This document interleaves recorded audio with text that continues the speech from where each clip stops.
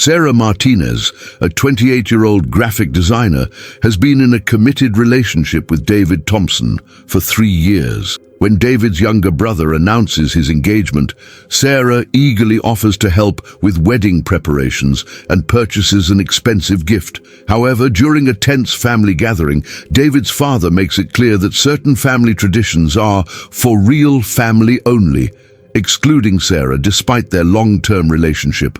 Hurt and humiliated, Sarah decides to return her generous gift, sparking a chain of events that forces everyone to confront what family truly means. Set against the backdrop of Portland's diverse neighborhoods, this story explores themes of belonging, acceptance, and the courage to stand up for one's worth. Before we continue, take a second to subscribe so you won't miss a thing. And let us know in the comments where you're watching from. The rain drummed steadily against the windows of Sarah's apartment in Portland's Pearl District, creating a rhythmic backdrop to her evening ritual of reviewing design projects.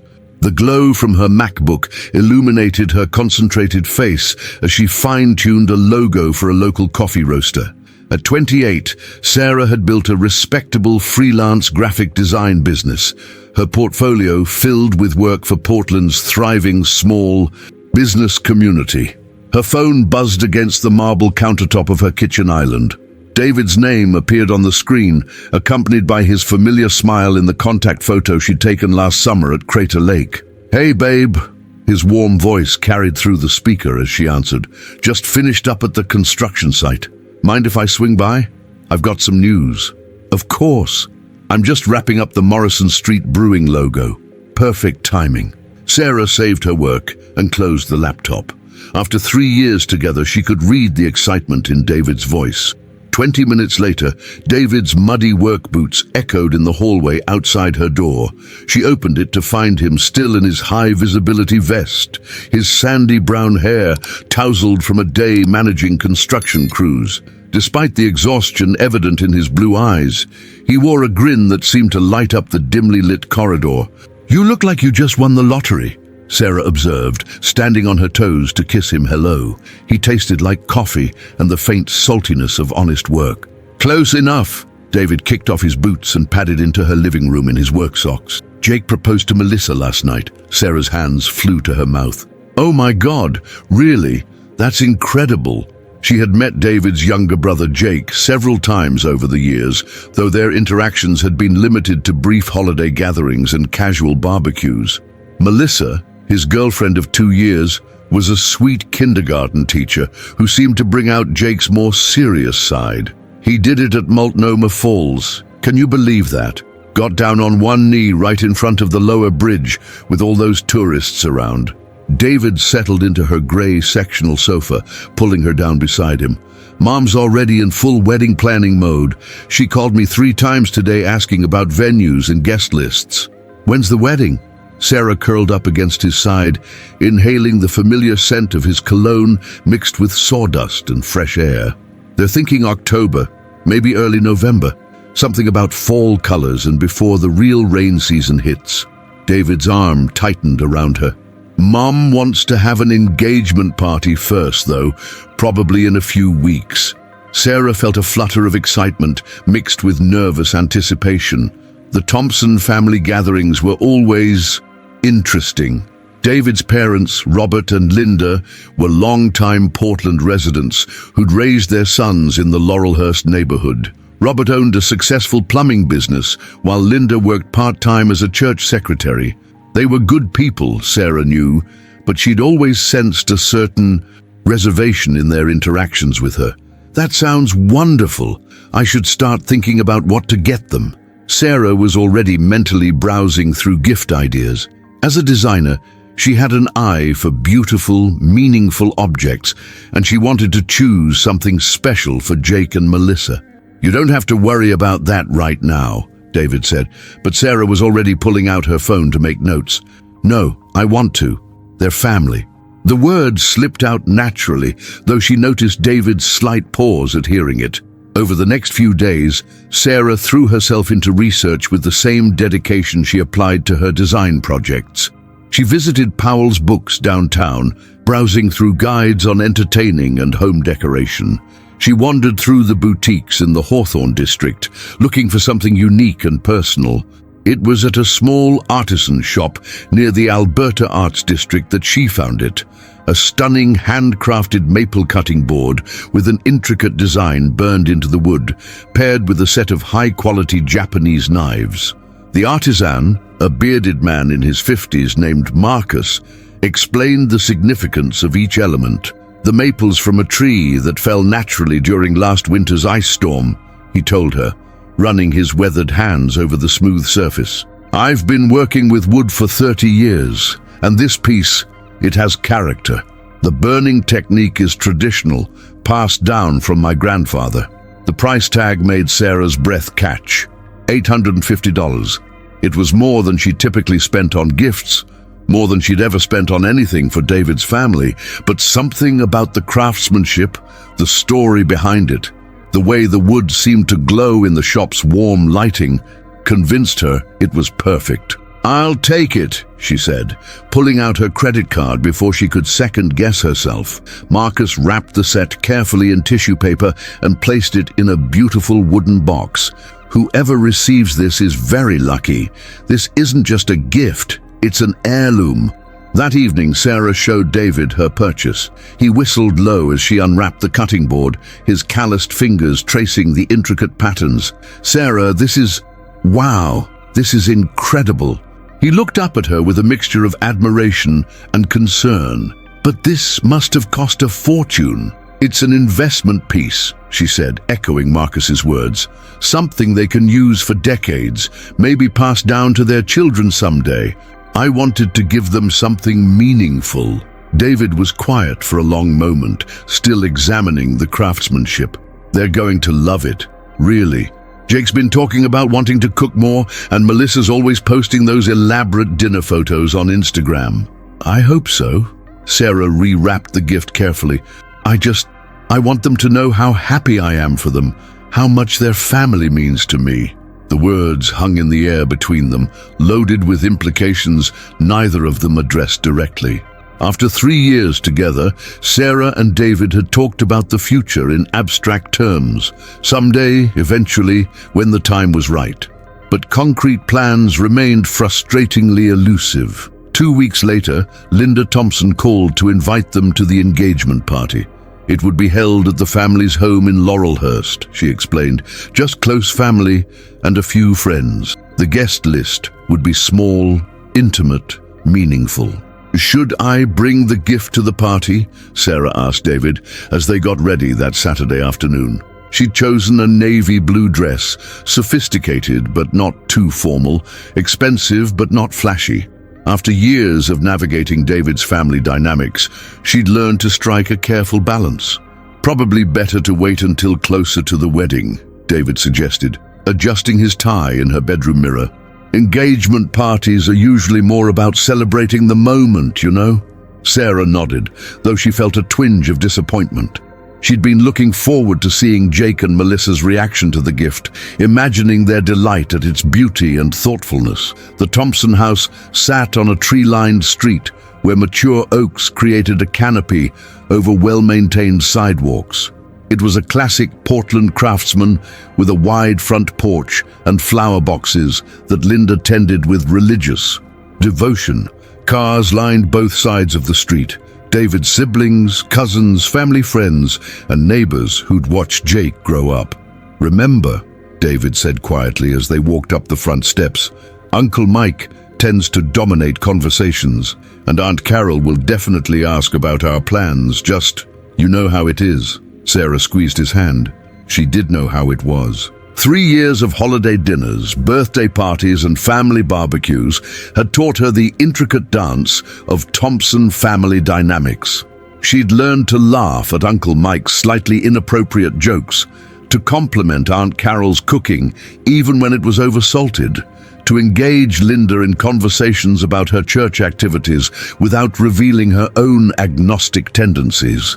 The front door opened before they could knock, revealing Linda Thompson in a floral dress that probably cost more than Sarah's monthly grocery budget. At 55, Linda maintained the kind of polished appearance that spoke of regular salon appointments and careful attention to detail.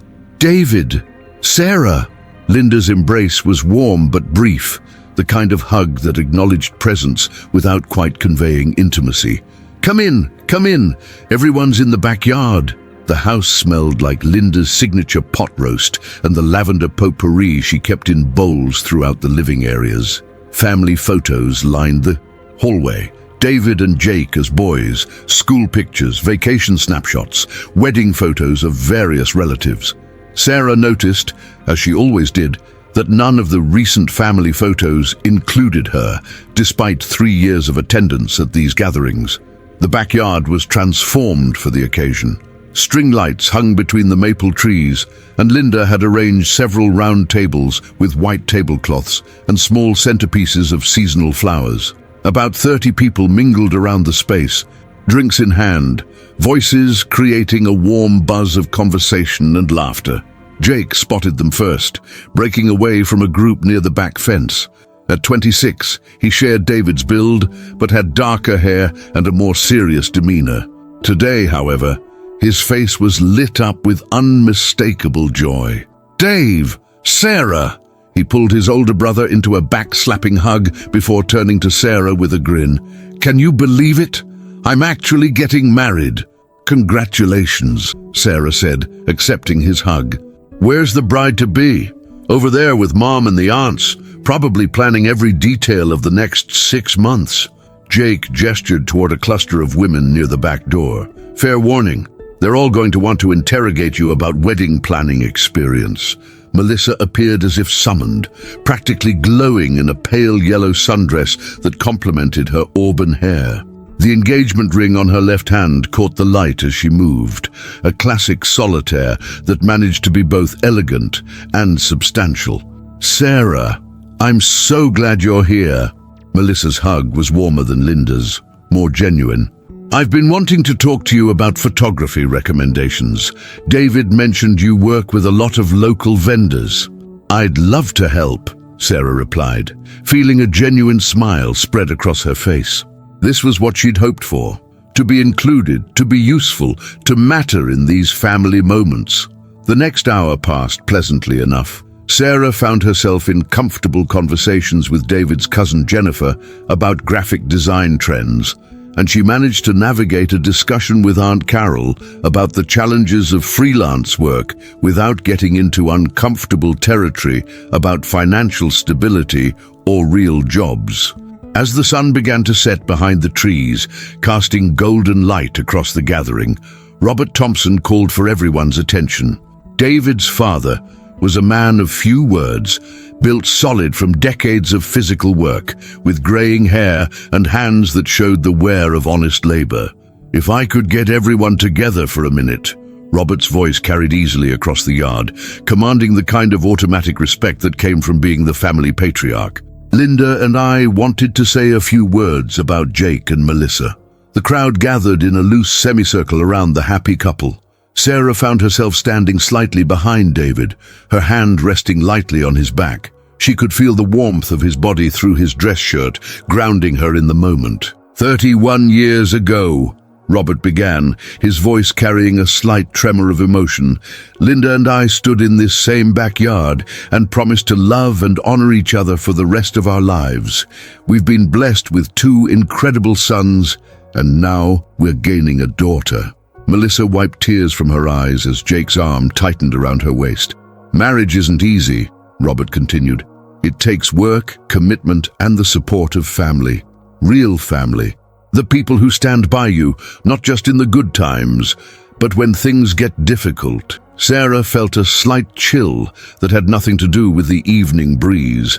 Something in Robert's tone, in his emphasis on real family, made her suddenly hyper-aware of her position at the edge of the circle.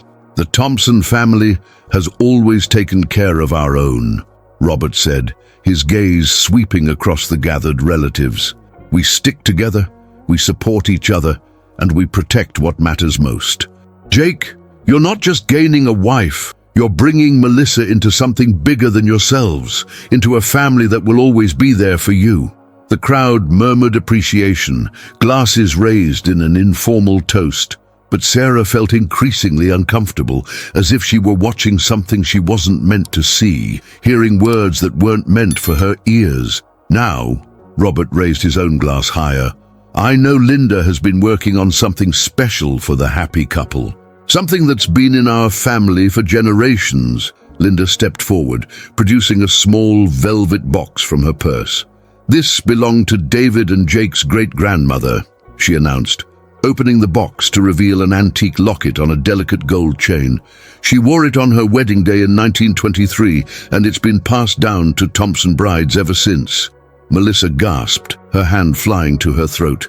Mrs. Thompson, I can't accept something so precious. Lee, of course you can, dear, Linda said warmly, moving to clasp the necklace around Melissa's neck. You're family now.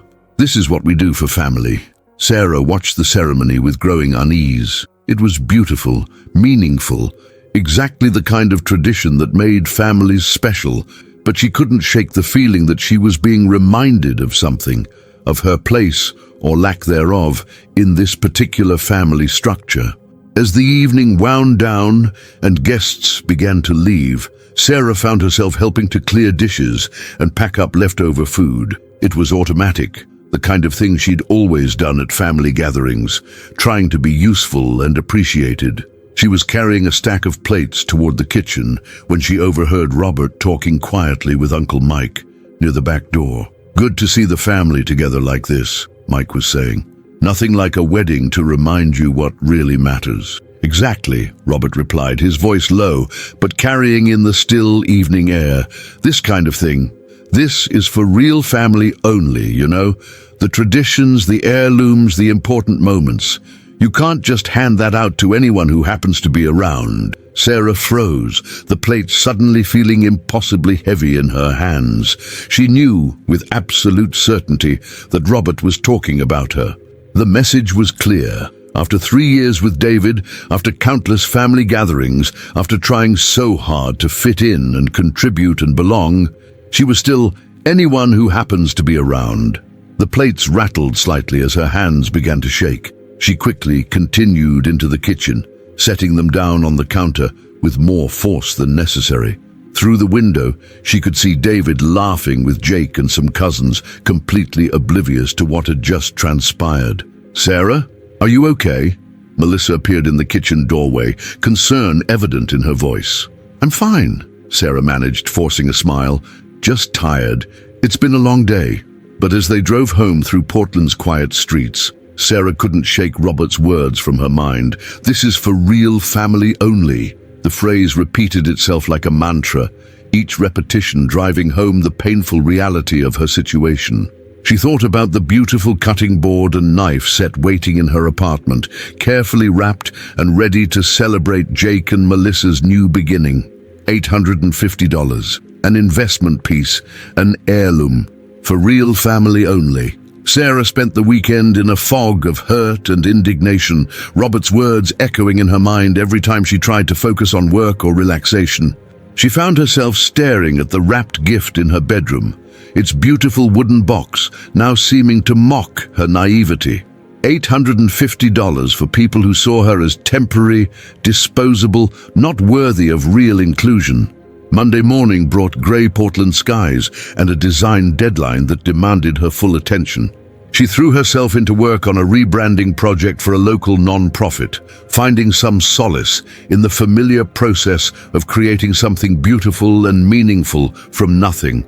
But even as she manipulated fonts and adjusted color palettes, Robert's dismissive tone haunted her.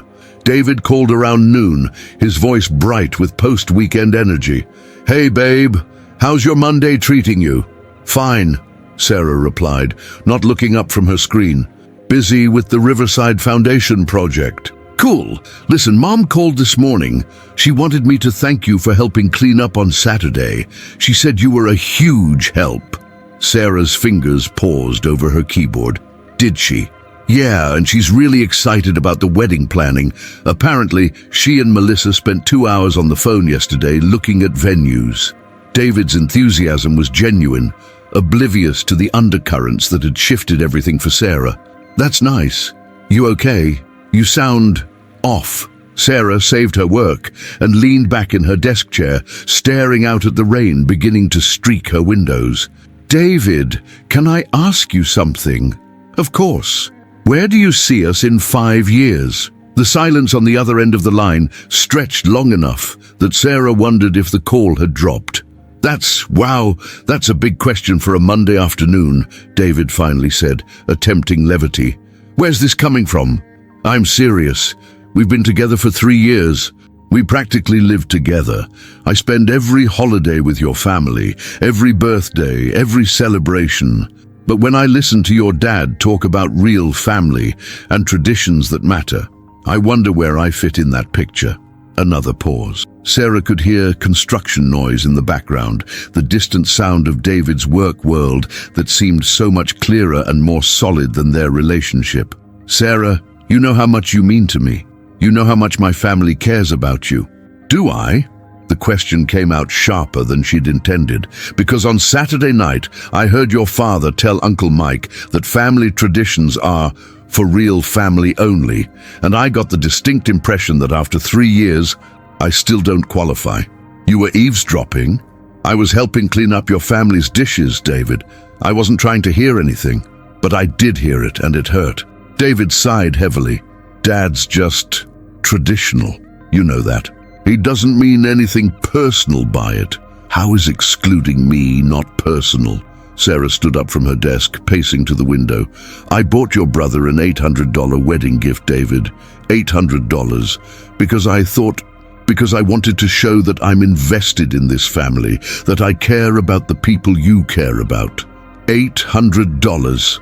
David's voice rose slightly. Sarah, you didn't need to spend that much. That's not the point. Sarah's voice cracked with frustration. The point is that I wanted to give them something meaningful because I thought I meant something to this family. But apparently, I'm just someone who happens to be around. You're putting words in my dad's mouth. No, David. Those were his exact words. You can't just hand that out to anyone who happens to be around. And the way he said it, he was talking about me, about us. Ndum, the silence stretched again, filled with the weight of 3 years of unspoken expectations and unaddressed futures. What do you want me to do, Sarah?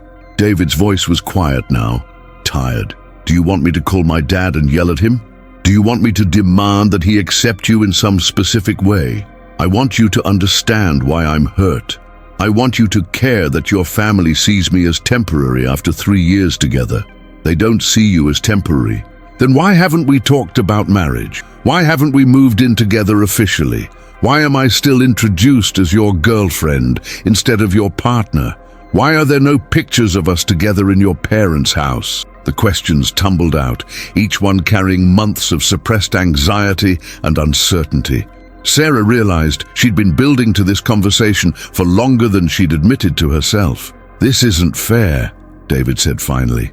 You're upset about my dad's comments, so now you're attacking our entire relationship. I'm not attacking anything. I'm asking legitimate questions about where we stand. Where we stand is fine, Sarah. We're happy. We're stable.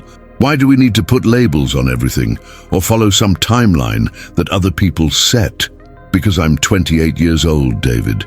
Because I've invested 3 years of my life in this relationship, and I need to know if it's going somewhere or if I'm just inconvenient. She heard David's sharp intake of breath, knew she'd hit a nerve. Convenient, is that really what you think? I don't know what to think anymore. Sarah pressed her forehead against the cool window glass. I know that I love you. I know that I've tried to fit into your family and your life in every way I can think of. But I also know that your father thinks family traditions are too precious to waste on someone like me. And you seem fine with that. I'm not fine with it. But I also can't control what my dad says or thinks. You could defend me. You could make it clear that I matter to you. You do matter to me. Then prove it. The words hung between them, a challenge and a plea wrapped together. Sarah immediately regretted the ultimatum, but couldn't take it back. Sarah! David's voice was strained. I can't have this conversation right now. I'm at work. There are people around, and this is too important to handle over the phone. Fine. Come over tonight. We'll talk. I'll be there around 7. After they hung up, Sarah sat in her quiet apartment, rain drumming against the windows like a percussion section warming up for a performance she didn't want to attend. She looked at her design work, abandoned on the computer screen, and couldn't summon the energy to continue. Instead, she found herself in her bedroom, staring at Jake and Melissa's wedding gift. The wooden box sat on her dresser like an accusation, beautiful and expensive and completely pointless. She opened it carefully, running her fingers over the smooth surface of the cutting board, admiring the craftsmanship that had excited her so much just days ago, for real family only. By the time David arrived that evening, Sarah had made a decision that surprised her with its clarity. She heard his key in the lock. When had she given him a key? When had that seemed like a natural progression instead of a meaningful commitment? And took a deep breath. "Hey," he said softly, appearing in her bedroom doorway. He looked tired, his work clothes dusty and his hair disheveled. "I brought Thai food, thought we could eat and talk. I'm not very hungry." Sarah gestured to the open gift box. "But I wanted to show you this again." David approached cautiously, as if the cutting board might explode. "It really is beautiful, Sarah. Jake and Melissa are going to love it." "No, they're not." Sarah closed the box with a decisive snap. "Because I'm returning it." "What? Why?" "Because your father made it very clear that I'm not real family, David. And this gift, this expensive, thoughtful, meaningful gift, it's for real family only." David sat heavily on the edge of her bed, running his hands through his hair. "Sarah, come on. Don't let one comment ruin—" "It's not one comment." Sarah turned to face him fully. "It's 3 years of being treated like a guest in spaces where I should feel at home. It's being excluded from photos and conversations and traditions. It's you introducing me as your girlfriend when we've been together longer than some married couples. It's the way your mum hugs me. Polite, distant, temporary. My mum likes you. Your mum tolerates me. There's a difference." Sarah's voice was steady now, the hurt crystallizing into something harder. "And you know what?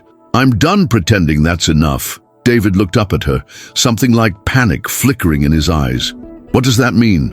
"It means I'm returning this gift. It means I'm not going to Jake's wedding unless something fundamental changes. And it means you need to decide what you want from this relationship, because I can't keep investing in something that might not exist next year." "That's not fair. You can't give me an ultimatum." "I'm not giving you an ultimatum. I'm telling you what I need to feel valued and respected in this relationship. If you can't provide that, then we should probably end things now before we waste any more of each other's time." David stood up abruptly, pacing to her window and back. "So this is it? 3 years together and you're ready to throw it all away because my dad made one insensitive comment? 3 years together? And you still can't see why I'm hurt?" Sarah's voice was quiet but firm. "David, I love you, but I won't beg for acceptance from your family, and I won't pretend that being treated as an outsider is acceptable. What do you want me to do? I want you to talk to your father. I want you to make it clear that I'm not just some random person who happens to be around. I want you to decide whether you see a future with me, and if you do, I want you to act like it." David stopped pacing, his back to her. "And if I can't do that?" Sarah's heart clenched, but her voice remained steady. "Then I guess we'll both have our answer." They stared at each other across the small space of her bedroom. 3 years of love and uncertainty and unspoken expectations hanging between them like a curtain that neither of them seemed able to pull aside. "I need some time to think," David said finally. "Okay," Sarah nodded, though something inside her chest felt like it was cracking. "Take all the time you need." After he left, Sarah sat alone in her apartment, surrounded by the life she'd built for herself in Portland. Her design work, her carefully curated furniture, her independence and success and self-sufficiency. It was a good life, she realized, a complete life. But it was also a lonely life, and as she rewrapped Jake and Melissa's gift in preparation for returning it, she wondered if standing up for herself was worth the possibility of losing the only man she'd ever truly loved. Outside, Portland's autumn rain continued its steady rhythm against her windows, washing the city clean for whatever was coming next. The next 2 weeks passed in a strange, suspended animation. David didn't call, and Sarah didn't reach out to him, though she found herself checking her phone constantly and fighting the urge to text him a dozen times a day. She threw herself into work with manic energy, completing projects ahead of schedule and taking on new clients with an efficiency that bordered on desperation. On a grey Thursday morning, she finally returned Jake and Melissa's wedding gift to Marcus's shop in the Alberta Arts District. The bearded artisan looked surprised to see her, his weathered hands gentle as he examined the cutting board for any damage. "Is there something wrong with the piece?" he asked, genuine concern in his voice. "No, it's perfect," Sarah replied, unable to meet his eyes. "It's just, the situation changed." Marcus studied her face with the kind of perceptiveness that came from decades of reading people's emotions in their purchasing decisions. "Family dynamics can be complicated," he said quietly. "I've seen it before." He processed the return without further questions, though Sarah noticed he didn't put the cutting board back on display. Instead, he carried it carefully to a back room, as if it needed time to recover from its brief journey into her life. Walking back to her car, Sarah felt simultaneously relieved and hollow. $850 back in her account, one expensive symbol of misplaced hope removed from her apartment. But the gesture felt less empowering than she'd expected, more like admitting defeat than claiming victory. That evening, her phone rang. Linda Thompson's name appeared on the screen, and Sarah stared at it for 3 rings before answering. "Hello, Mrs. Thompson." "Sarah, dear, I hope I'm not calling at a bad time." Linda's voice carried its usual polite warmth, but there was something strained underneath. "I wanted to invite you to lunch this Saturday, just the 2 of us. I thought it might be nice to get to know each other better." Sarah's grip tightened on her phone. In 3 years, Linda had never invited her anywhere without David present. "That's very kind of you. Is everything okay?" "Of course, dear. I just thought, well, with all the wedding planning excitement, it might be nice to have some girl time. You know how men can be about these things." It was clearly a setup, but Sarah found herself curious, despite her better judgment. "Where did you have in mind?" "There's a lovely little place in Hawthorne called Cafe Luna." "Do you know it?" "Very cozy, good for conversation." Sarah knew it well, a small, intimate restaurant with mismatched furniture and excellent quiche. The kind of place where conversations could be both private and intense. "Saturday at noon?" Linda continued. "I promise I won't keep you too long." Against her better judgment, Sarah agreed. Saturday arrived with unusual sunshine for October in Portland, the kind of crisp, clear day that made the city's residents emerge from their cocoons of rain gear and fleece. Sarah dressed carefully in dark jeans and a soft grey sweater, aiming for a balance between casual and respectful. Cafe Luna was busy with the lunch crowd, but Sarah spotted Linda immediately. David's mother sat at a corner table, dressed in slacks and a cream-colored blouse that probably cost more than Sarah's entire outfit. She'd already ordered coffee and was checking her phone when Sarah approached. "Sarah!" Linda stood to embrace her, and for a moment, the hug felt more genuine than usual. "Thank you so much for coming. I ordered you a latte. I remembered you mentioning that you prefer them to regular coffee." It was a small detail, but it caught Sarah off guard. She couldn't remember Linda ever paying attention to her preferences before.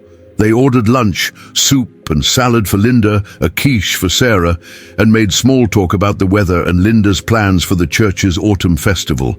But Sarah could sense the real conversation hovering just beneath the surface, waiting for the right moment to emerge. It came with their entrees. "Sarah," Linda began, setting down her spoon with deliberate care, "I think we need to talk about David." "Mrs. Thompson, please call me Linda. We've known each other for 3 years." Linda's smile was wry. "Though I suppose that's part of the problem, isn't it?" Sarah felt heat rise in her cheeks. "I'm not sure what you mean." "I think you do." Linda's voice was gentle but direct. "David told us about your conversation, about the wedding gift, about feeling excluded from the family. Sarah's fork paused halfway to her mouth. He did? He's been miserable for 2 weeks, Sarah. Absolutely miserable. And while I'll admit that Robert and I haven't always known how to navigate your relationship with David, I don't think any of us intended for you to feel unwelcome. With respect, Linda, your husband specifically said that family traditions are for real family only, and he made it quite clear that I don't qualify. Sarah's voice was steady, but she could feel her heart racing. Linda winced visibly. Robert told me about that conversation. He says he was talking about something else entirely, but she paused, seeming to choose her words carefully. But I can understand how you might have interpreted it differently. How else should I interpret it? Linda was quiet for a long moment, stirring her coffee with unnecessary focus. When she looked up, her expression was more vulnerable than Sarah had ever seen it. Can I be honest with you? Sarah nodded. When David first started bringing you around, I was protective. David's always been my sensitive one, you know. Jake's more like his father, straightforward, practical, tough, but David feels things deeply and he's been hurt before. Sarah knew about David's previous relationship, a painful breakup with his college girlfriend that had left him cautious about commitment. I worried that you might be temporary, Linda continued, someone who would enjoy the attention and the family gatherings, but ultimately move on when something better came along. So I kept my distance, not to be cruel, but to protect David, and maybe to protect myself from getting attached to someone who might not stay. The admission hung between them, surprisingly honest and raw. But 3 years isn't temporary, Sarah said quietly. No, it's not. Linda's smile was sad. And I've watched you at our gatherings, Sarah. I've seen how you help without being asked, how you remember details about people's lives, how you try to fit in even when we haven't made it easy. That's not the behavior of someone who's just passing through. Sarah felt tears threatening and blinked them back. Then why does it feel like I'm always on the outside looking in? Because we made a mistake, Linda said simply. Robert and we've been so focused on protecting our family unit that we forgot how to expand it. We've been treating you like a guest when we should have been treating you like someone who might become our daughter-in-law. The word hung in the air between them, loaded with possibility and fear in equal measure. Has David talked to you about marriage? Sarah asked, her voice barely above a whisper.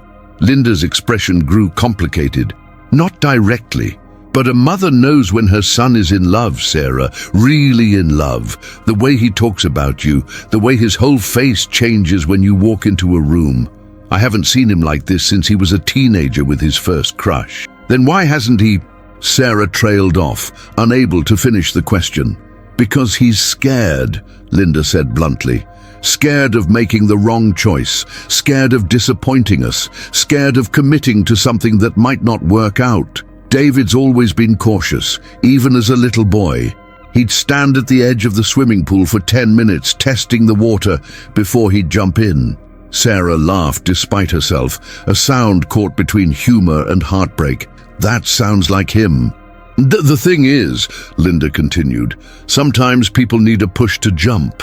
And I think what happened at the engagement party, what you heard Robert say, maybe that was the push David needed to realize what he might lose. What do you mean?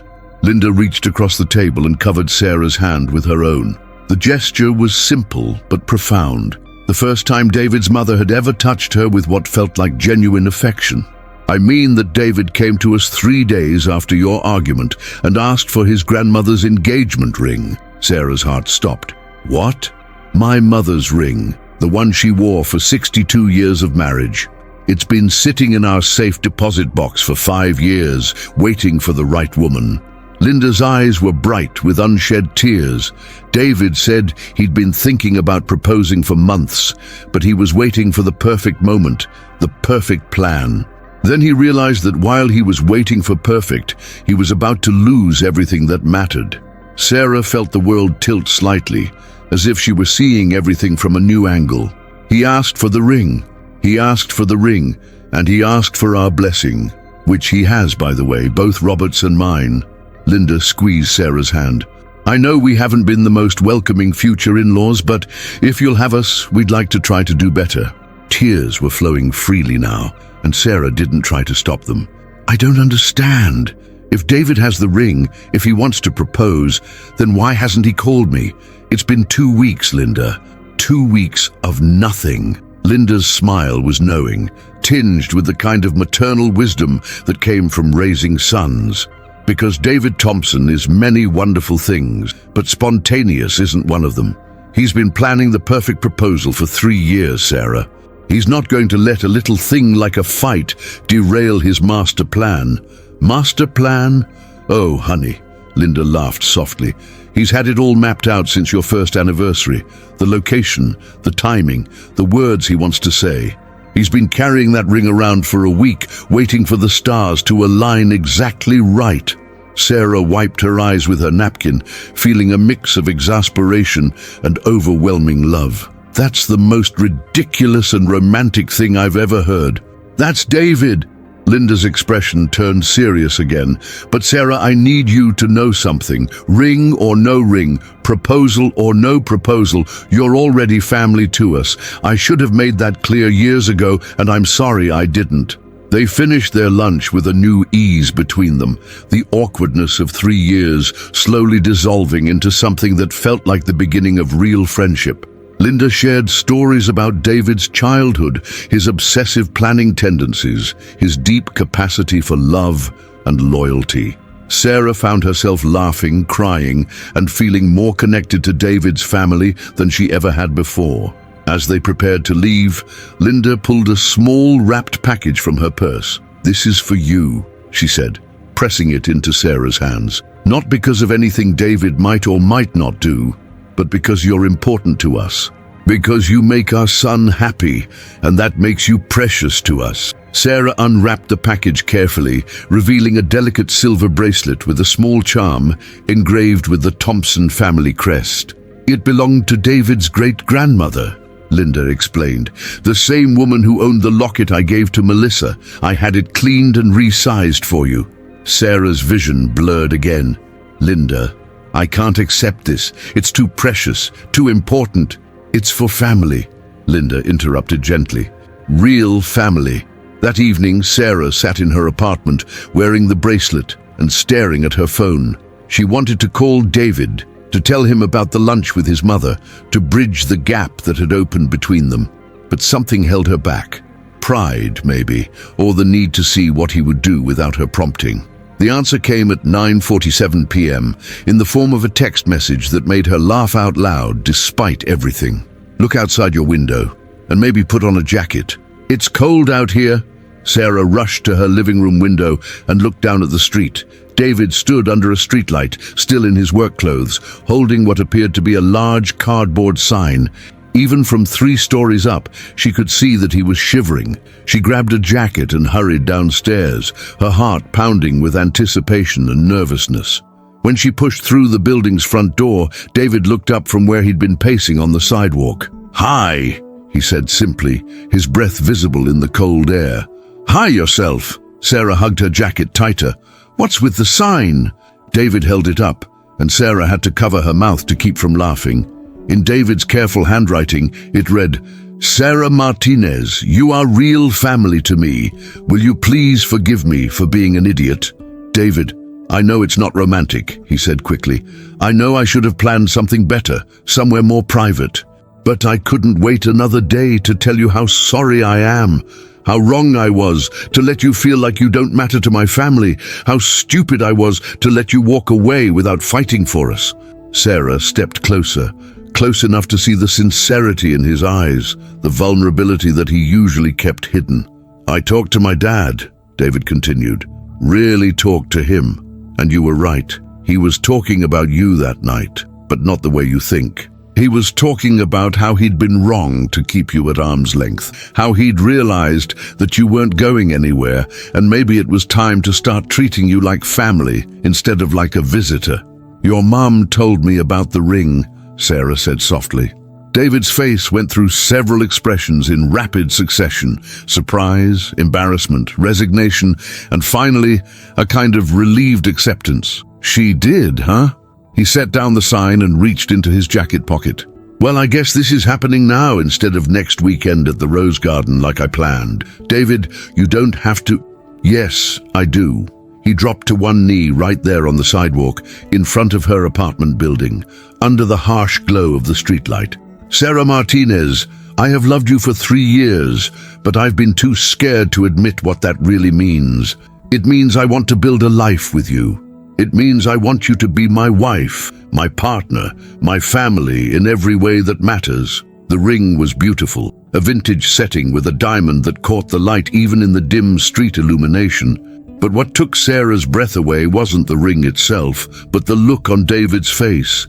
Open, honest, completely vulnerable.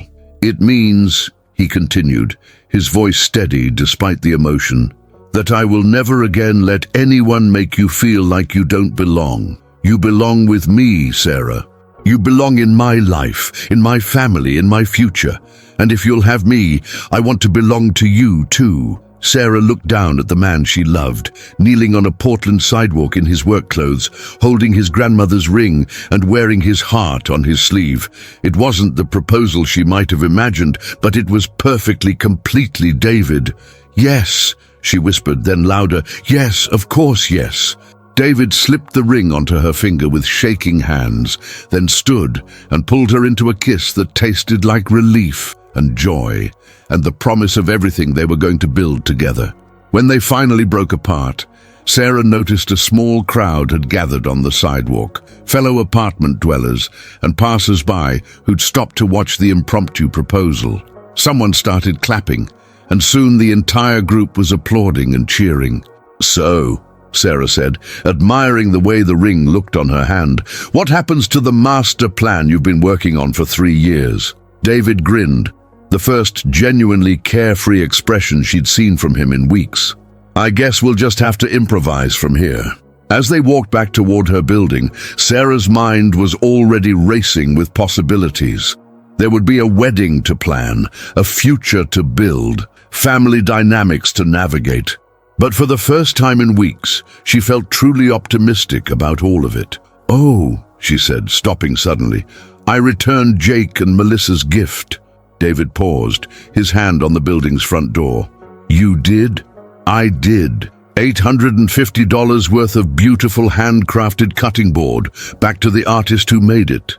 David was quiet for a moment, then started laughing. You know what? Good. We'll find them something even better. Something that actually represents who we are as a family. Real family, Sarah asked, echoing his father's words with a smile. The realist, David confirmed, pulling her close. The absolute realist.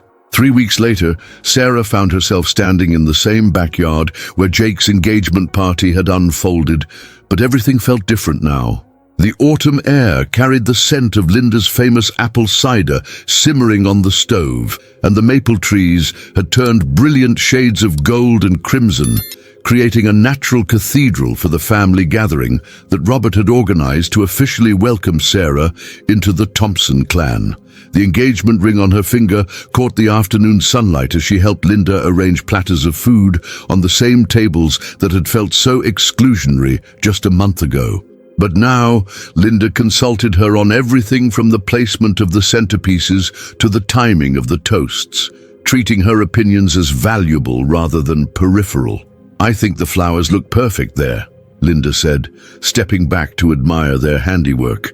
You have such a good eye for these things, Sarah, much better than mine.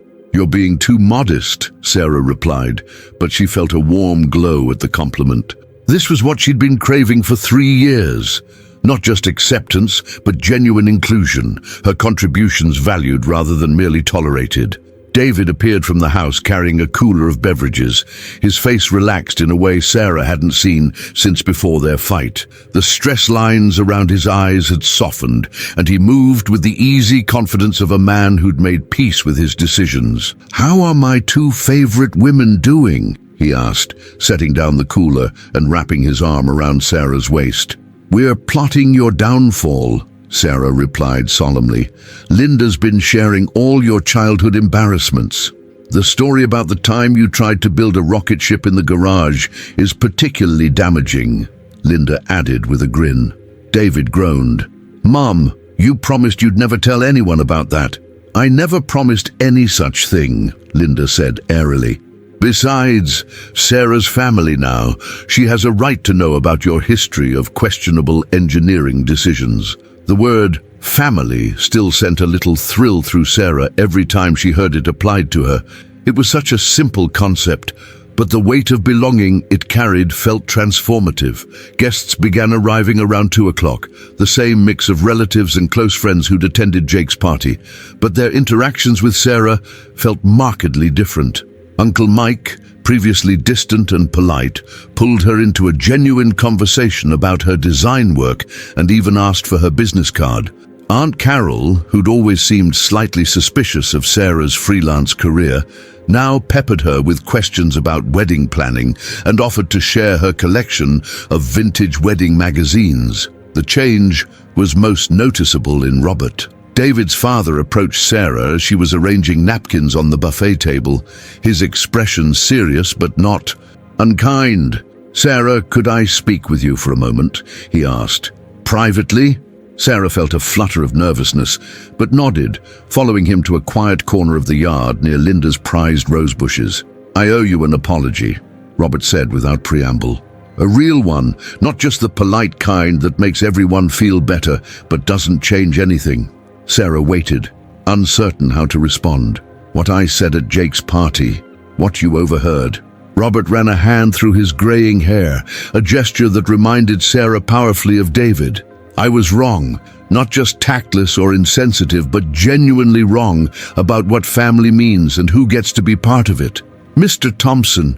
"Robert, please, we're going to be family officially now, and I want you to know that even before David came to us with that ring, Linda and I had been talking about our mistakes, about how we'd been so focused on protecting what we had that we forgot how to make room for what we were gaining." Sarah felt tears prick her eyes. "I appreciate that, Robert, really. The thing is," Robert continued, "I've been watching you for 3 years. Even when I was keeping my distance, I've seen how you take care of David, how you show up for our family even when we didn't make it easy. I've seen your character, Sarah, and it's solid. It's the kind of character that builds strong families." He paused, looking out over the gathering crowd of relatives and friends. "When David told me he was going to propose, I realized something. You've been family for a long time. We just weren't smart enough to recognize it." Robert turned back to her, his expression earnest. "I hope you can forgive a stubborn old man who took too long to see what was right in front of him." "Of course," Sarah said, and meant it. "Thank you for saying that. It means more than you know." Robert nodded, then surprised her by pulling her into a brief but genuine hug. "Welcome to the family, Sarah." Officially and enthusiastically. As the afternoon progressed, Sarah found herself settling into the rhythm of the gathering with an ease that had been missing from previous family events. She wasn't performing anymore, wasn't trying to prove her worth or earn her place. She was simply present, participating in the natural flow of conversation and laughter and shared stories. Jake and Melissa arrived around 3, both glowing with the happiness of newly engaged couples. Melissa immediately sought out Sarah, eager to share updates about wedding planning and to admire Sarah's engagement ring. "I can't believe we're going to be sisters-in-law," Melissa exclaimed, pulling Sarah into an enthusiastic hug. "This is going to be so much fun. We can coordinate our weddings, share vendors, maybe even do a joint bachelor-bachelorette party." The easy assumption of sisterhood, the casual inclusion in future plans, filled Sarah with a happiness that was almost overwhelming. These were the kinds of conversations she dreamed of having, the casual intimacy of true family relationship. "Actually," Sarah said, glancing at David across the yard, "we wanted to talk to you and Jake about something. About your wedding gift." Melissa's brow furrowed slightly. "Gift, Sarah? You don't need to get us anything elaborate. Your presence is present enough." Sarah laughed at the old joke, then took a deep breath. "The thing is, I already bought you something expensive and beautiful and perfect. But then I returned it because I was hurt and angry and felt like I didn't belong in this family." "Oh, Sarah." Melissa's expression was pained. "But now I want to get it back," Sarah continued quickly. Not the same piece necessarily, but something from the same artist, something that represents how I really feel about you and Jake, about being part of this family. You don't have to do that, Jake said, appearing beside his fiancée with David close behind. Seriously, Sarah, we know you care about us. I want to, Sarah insisted, but this time I want to do it right. I want David and me to choose it together, as a couple, as your family. David's smile was brilliant. I love that idea. What was the original gift? Melissa asked curiously. Sarah described the cutting board and knife set, the craftsmanship, the story behind the wood. As she talked, she could see the appreciation in both Jake's and Melissa's eyes. That sounds incredible, Jake said. Are you sure you want to spend that much? I'm sure, Sarah replied. But more than that, I want it to mean what I always intended it to mean. That you're not just David's brother and his fiancée. You're our family, and we want to celebrate that. The conversation was interrupted by Linda calling for everyone's attention. The family gathered in the same loose circle they'd formed for Jake's engagement party. But this time, Sarah stood confidently at David's side, her hand in his, wearing his grandmother's ring and her great-grandmother's bracelet. Before we get too deep into the party, Linda announced, Robert and I wanted to say something about David and Sarah's engagement. Robert stepped forward, his voice carrying easily across the gathered crowd. A month ago at Jake's engagement party, I said some things about family, about what it means and who belongs. I was right about family being important, but I was wrong about how family grows. He looked directly at Sarah, his expression warm and inclusive. Real family isn't just about blood or marriage certificates or how long you've known someone, Robert continued. Real family is about the people who show up, who care, who invest in each other's happiness and success. By that definition, Sarah has been family for a long time. We just took too long to acknowledge it. The crowd murmured agreement, and Sarah felt David's hand tighten around hers. So today isn't just about celebrating an engagement, Robert said, raising his glass. It's about celebrating the expansion of our family and the love that makes that expansion possible. To David and Sarah, and to the future they're going to build together. The toast was echoed by everyone present, glasses raised in genuine celebration. But what moved Sarah most wasn't the formal recognition or the public acceptance. It was the way David's elderly great-aunt approached her afterward to share stories about the ring she was wearing. It was Jake's best friend asking for her design services for his own small business. It was the casual way Linda's sister mentioned the family's annual Christmas traditions and automatically included Sarah in the planning. It was, in short, the 1,000 small gestures that marked the difference between being a guest and being family. As the sun began to set behind the maple trees, casting golden light across the backyard, Sarah found herself helping to clean up with the automatic ease of someone who belonged.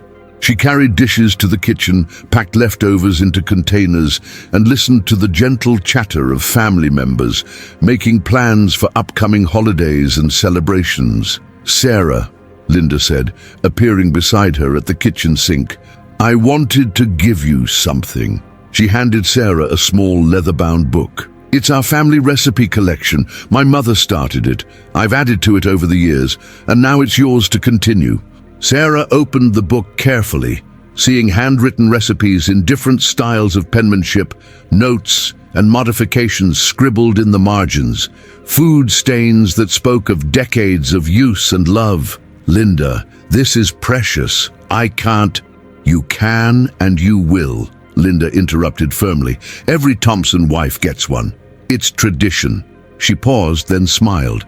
Real family tradition.